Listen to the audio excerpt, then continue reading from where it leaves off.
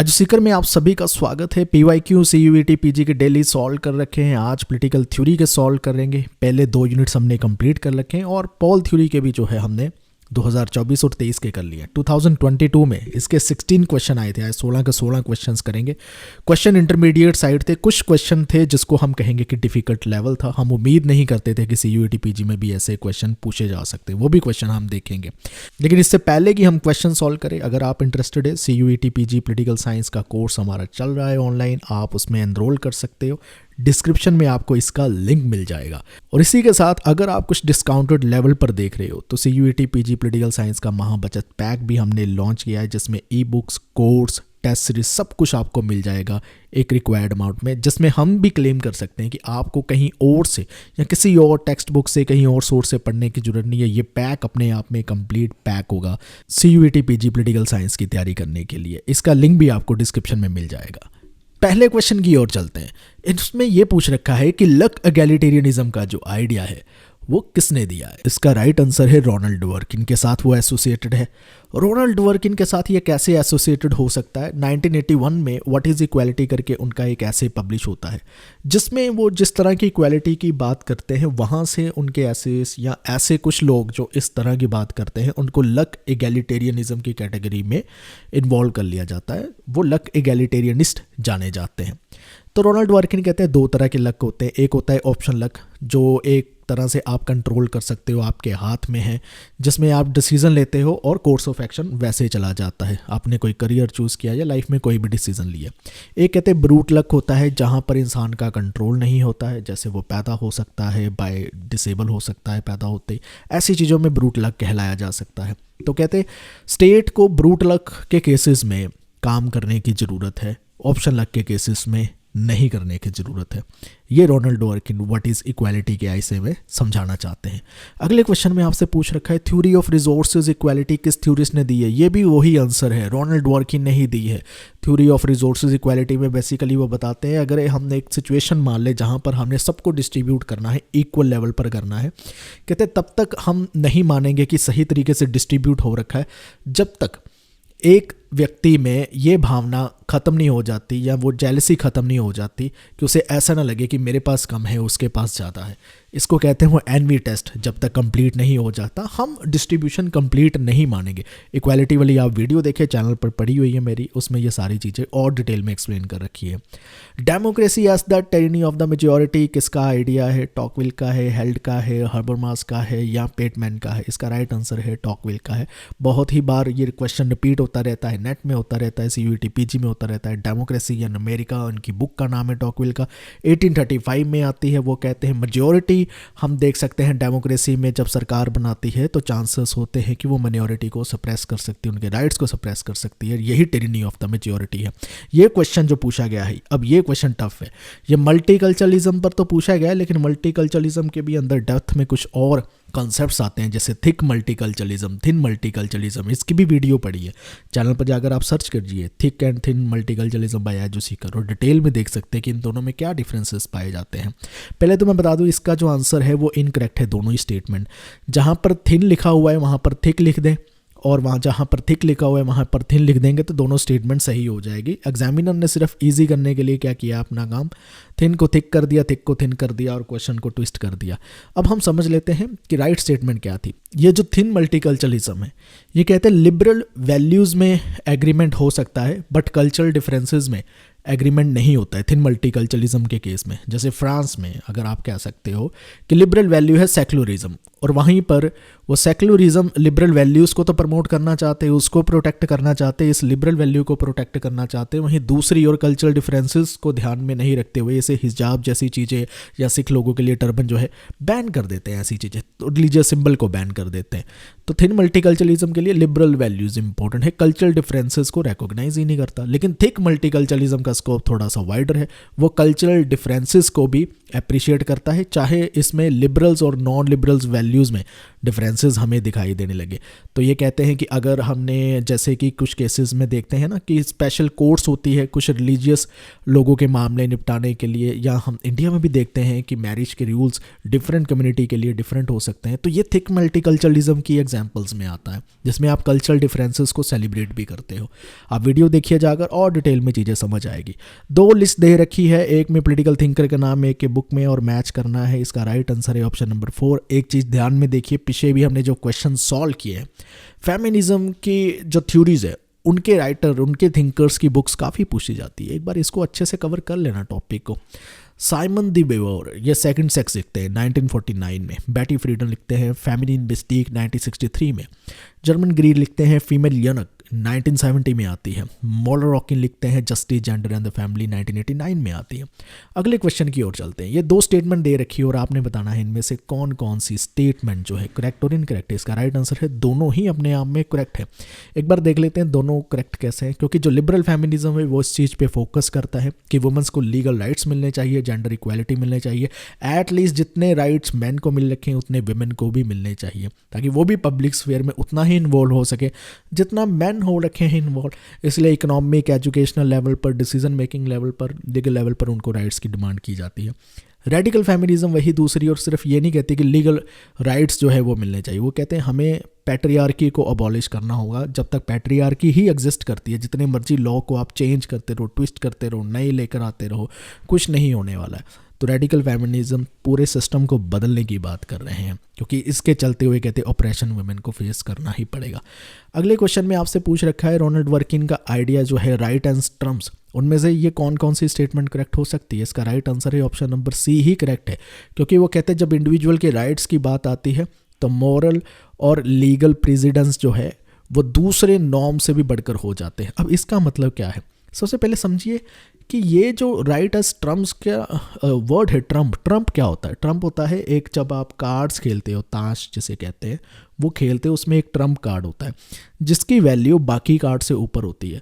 तो ये बेसिकली यही कहना चाहते हैं, कुछ फंडामेंटल राइट्स ऐसे होती हैं जिसकी वैल्यू बाकी सारे सोसाइटी के नॉर्म से ज़्यादा ऊपर मानी जाएगी, तो उसको वॉयलेट नहीं किया जा सकता। तो ये राइट एज टर्म्स में हमें वो समझाना चाहते थे।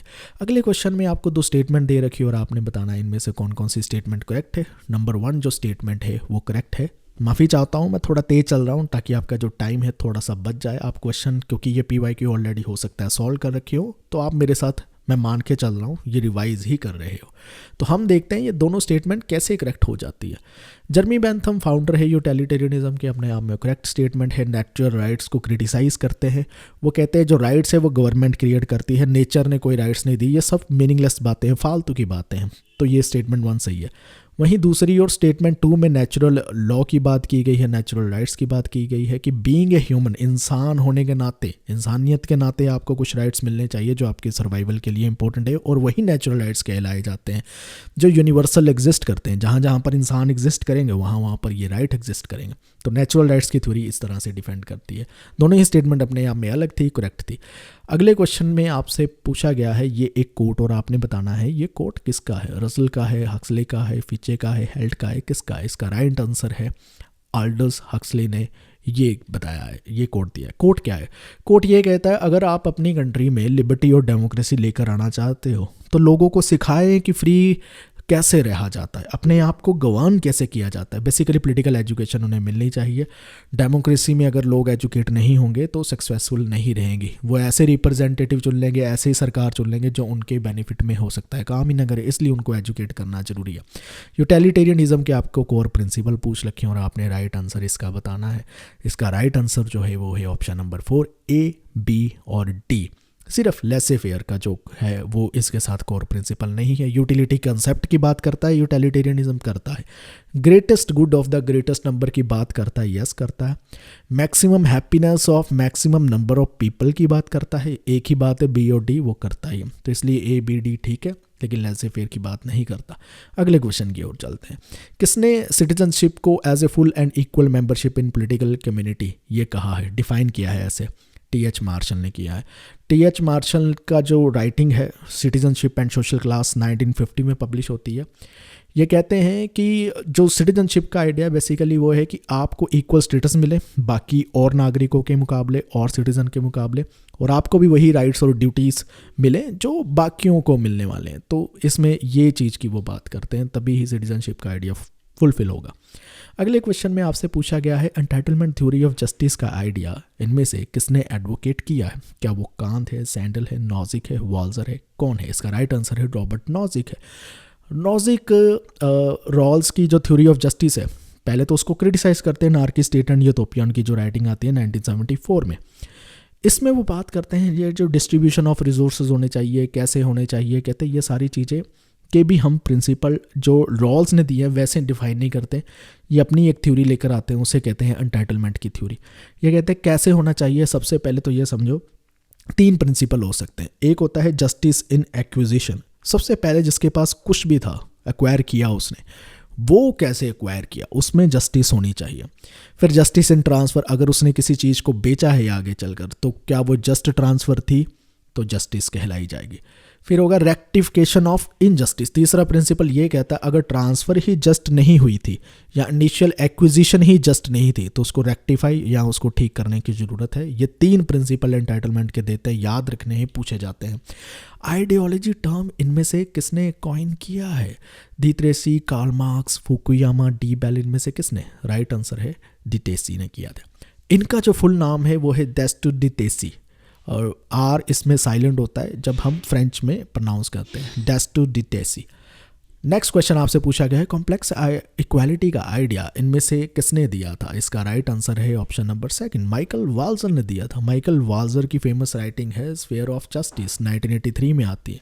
उसी में ये कॉम्प्लेक्स इक्वालिटी का आइडिया देता है। मेरे इक्वालिटी वाली वीडियो और जस्टिस वाली वीडियो जरूर देखना, चैनल पर पड़ी है, उसमें आपको ये आइडिया भी सारे कवर करके मैंने समझा रखे हैं, फ्लो चार्ट से समझा रखे हैं, एनिमेशन यूज़ करके समझा रखे हैं, तो बहुत सारी चीज़ें आप समझोगे। तो बेसिकली स्फीयर ऑफ जस्टिस में वो कहते हैं जस्टिस के अपने अपने स्फीयर होते हैं।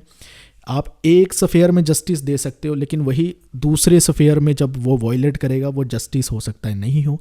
अब आप कहोगे इसके मायने क्या है, तो ये कहते हैं बेसिकली आप समझने की कोशिश कीजिए कि जिसके पास पैसा है वो अगर कमोडिटी ले रहा है, कुछ भी खरीद रहा है, तो ये वहाँ तक का स्फीयर ऑफ जस्टिस ठीक है।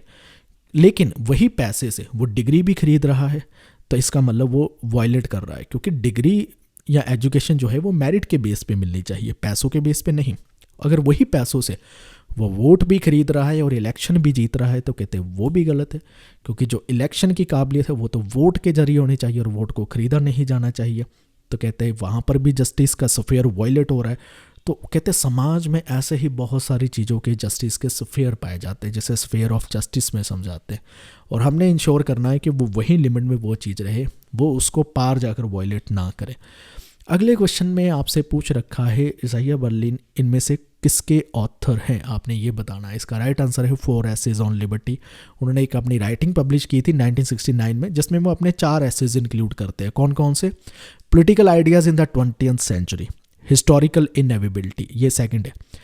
थर्ड है द 2 कंसेप्ट्स ऑफ लिबर्टी, और फोर्थ है John Stuart Mill and ends of life. तो इसमें बेसिकली क्रक्स क्या है, इसमें वो पॉजिटिव लिबर्टी और नेगेटिव लिबर्टी की बात करते हैं, और वो किसके फेवर में रहते हैं? वो बर्लिन नेगेटिव लिबर्टी को फेवर करते हैं, पॉजिटिव लिबर्टी को क्रिटिसाइज करते हैं। कहते हैं पॉजिटिव लिबर्टी में टोटलिटेरियनिज्म के पोटेंशियल है, तो कभी भी इसको मिसयूज़ भी किया जा सकता है, तो ध्यान रखने की ज़रूरत है।